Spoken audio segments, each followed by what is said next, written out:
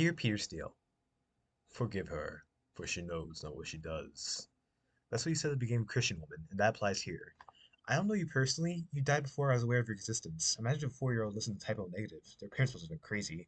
Happy October! I'm writing this letter to you on the 15th of October, 2023. You've been dead for 13 years, but your legacy is still alive. I'm proof of your chaos, and I got into your music recently, October 4th, 2023. Nate David, aka Nate David 3873, from Neopunk FM comment section on Down Bad Music, don't ask Mr. Steele, you'll be disappointed, said the following.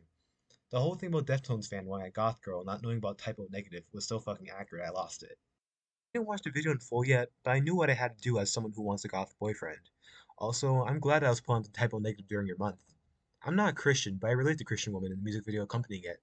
I know I'm going to hell, but I still want to live a positive life. My soul will be well done, contrary to popular belief. Going to heaven doesn't appeal to me either. Maybe the music video was ahead of its time, but I have a wild imagination when lonely. I named the man who visited me when I was lonely Sanity. Sandy broke me. I developed psychosis from stress and he broke me. That led me to grow up and stop imagining a man pity fucking me. Nonetheless, I found solace in the music video. You and the creative team may not have intended that, but that's the beauty of art. For the record, I'd rather have a Jesus Christ that looks like you over a Jesus Christ that looks like Cesar Borgia or Borgia, how you pronounce the name. I just want to see Jesus' real face after I die. I'll climb that rope Michael Gira prophesied and get to heaven to see the real him. But let's stop thinking about the future for a second and just focus on the present. I'm supposed to be writing an essay on humor for my English class, but I'm procrastinating. I'm a terrible student, I know.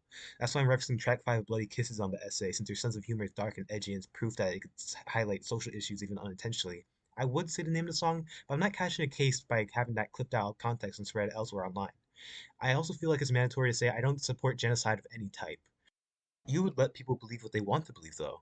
The current political climate is so polarized, we are more so centrist. You also have a song making fun of people who hate music due to the controversy surrounding it called We Hate Everyone. That song comforted me and gave me some solace. I felt less guilty listening to your music after listening to it, despite some questionable song names. I still don't know why you thought it was a good idea to name a song after a Nazi concept, though. That's why people thought you and the other band members with Typo Negative were neo-Nazis. I'm glad you guys aren't, though. I'm glad. I also don't believe you hate LGBTQ plus people, by the way. You like Hedwig and the Angry Inch, though I have to watch the movie for that or watch the musical somehow, so I don't know what it's about except for a Wikipedia synopsis. You've also said you weren't homophobic after men saw you nude in Playgirl. If you actually did hate LGBTQ plus people, you're dead anyway, so it doesn't really matter. Isn't imagination neat? Mr. Steele, people interpret art and comedy so seriously. That's why they're disturbed instead of comforted. I view comedy as an exaggeration and reflection of the social climate. Comedians are not preachers, their jobs are to make you laugh. A lot of the times, comedians have to push boundaries for better and worse. Why?